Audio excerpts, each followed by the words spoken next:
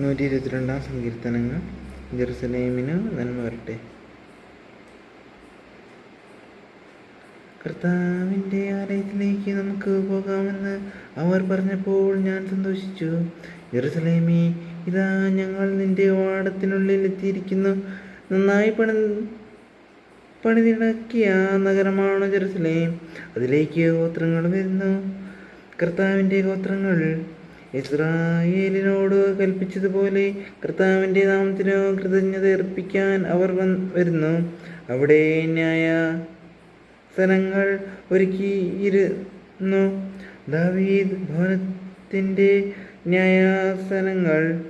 ജെറുസലേമിൻ്റെ സമാധാനത്തിനു വേണ്ടി പ്രാർത്ഥിക്കുവിൻ. നിന്നെ സ്നേഹിക്കുന്നവർക്ക് ഐശ്വര്യമുണ്ടാകട്ടെ. നിന്റെ മതിലുകൾക്കുള്ളിൽ സമാധാനവും നിന്റെ ഗോപുരങ്ങൾക്കുള്ളിൽ സുരക്ഷിതത്വവും ഉണ്ടാകട്ടെ. എൻ്റെ സഹോദരരുടെയും സുഹൃത്തുക്കളുടെയും പേരിൽ ഞാൻ ആശംസിക്കുന്നു. നിനക്ക് സമാധാനം. ഞങ്ങളുടെ ദൈവമായ കർത്താവിൻ്റെ ആലയത്തെ പ്രതി ഞാൻ നിന്റെ നന്മയ്ക്ക് വേണ്ടി പ്രാർത്ഥിക്കും.